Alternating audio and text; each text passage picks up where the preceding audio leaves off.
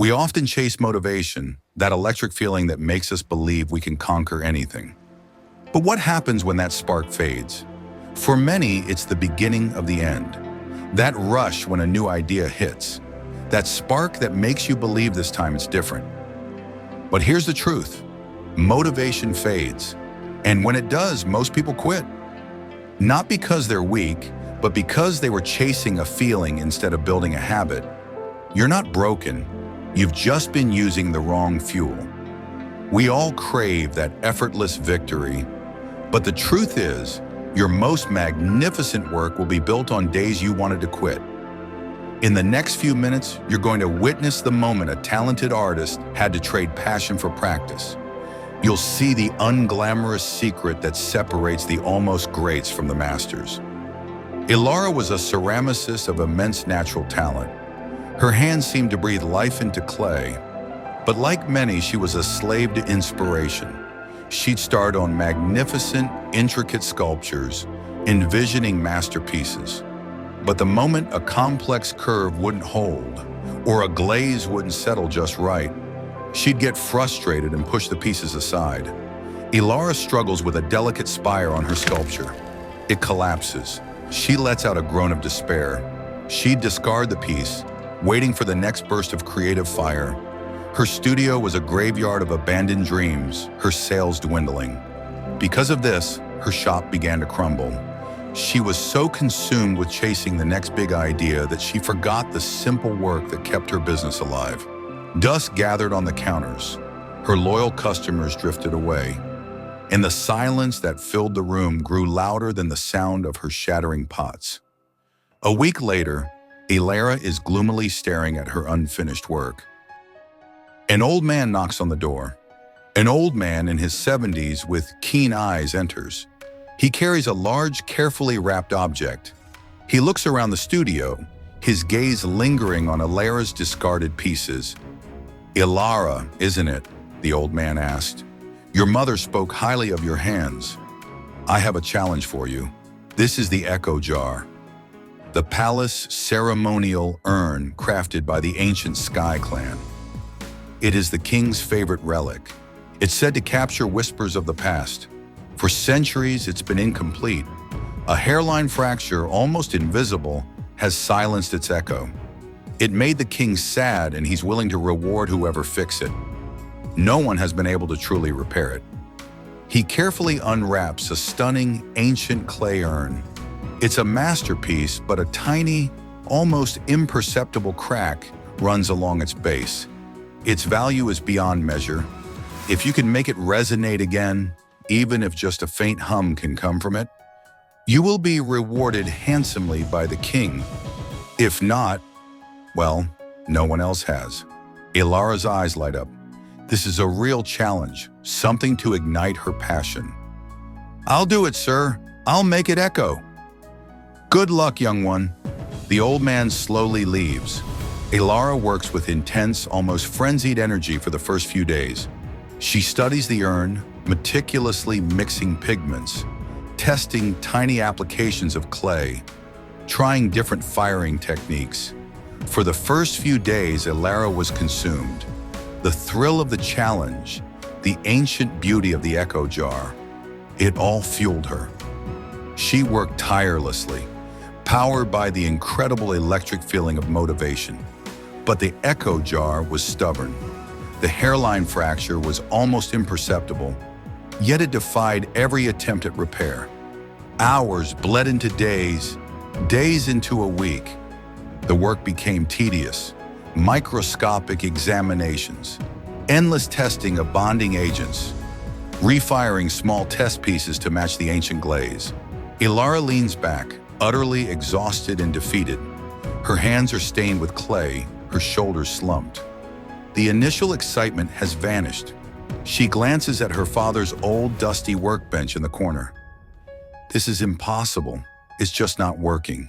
I'm not inspired. I give up." Elara covered the echo jar, her spirit heavy with defeat. As she cleaned out her father's old, dust-covered desk, ready to give up on the business entirely, a small lid slipped from her hand and clattered to the floor.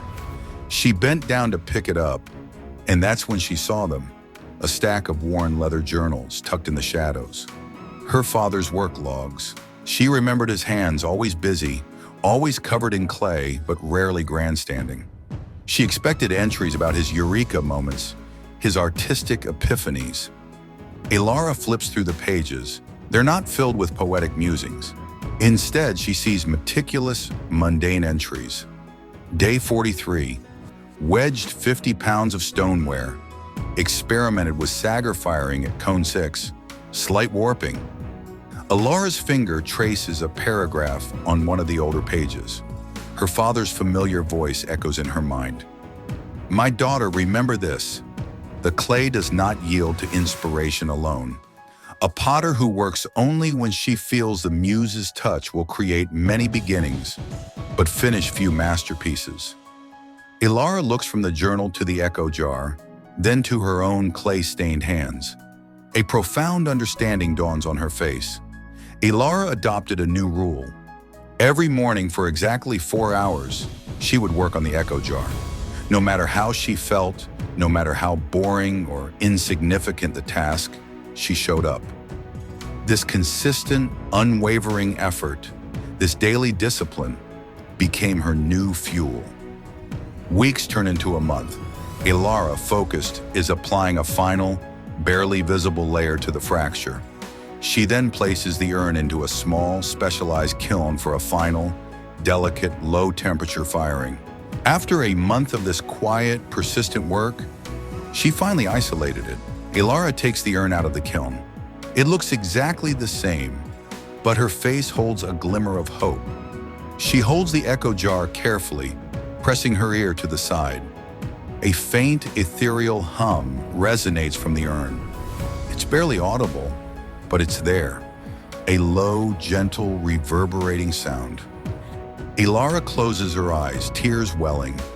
The sound that filled her studio wasn't the sound of inspiration. It was the sound of discipline, the sound of good work, done without fanfare, without expectation, just with an unwavering hand. The next day, the old man returned. With great smile, Elara pointed at the echo jar, shining as though it was crafted with finest ornaments ever made. The old man stands before the echo jar.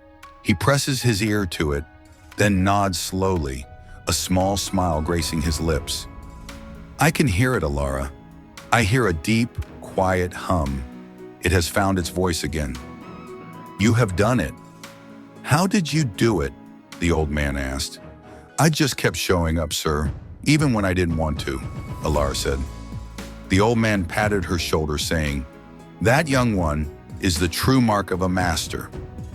A few days later, Elara received an unexpected summons to the palace. The king himself wanted to meet the girl with the magic fingers. Elara entered the grand hall with quiet confidence, moving with the grace of someone who had finally mastered her craft. Her face glowed with pride as the king praised her skill and dedication. In gratitude, he rewarded Elara with a royal commission, an invitation to become the kingdom's official artisan, trusted to restore the rarest treasures in the land. Word of Elara's gift spread beyond the palace walls. Soon, neighboring kingdoms heard of the artisan who could breathe life back into broken things. Envoys arrived with requests in gold, each eager for her to craft treasures of their own. What began as a failing shop had become the workshop of legends. What lesson do we learn from this? When the inspiration fades, when the work feels dull, when every part of you wants to quit, show up anyway. Take one small step, then another. That's how great things are built, not through bursts of motivation, but through steady persistence when no one's watching. I hope this story inspired you. If it did, give the video a like and share it with someone who needs the message. And if you haven't already, subscribe and turn on the notification bell so you don't miss the next story.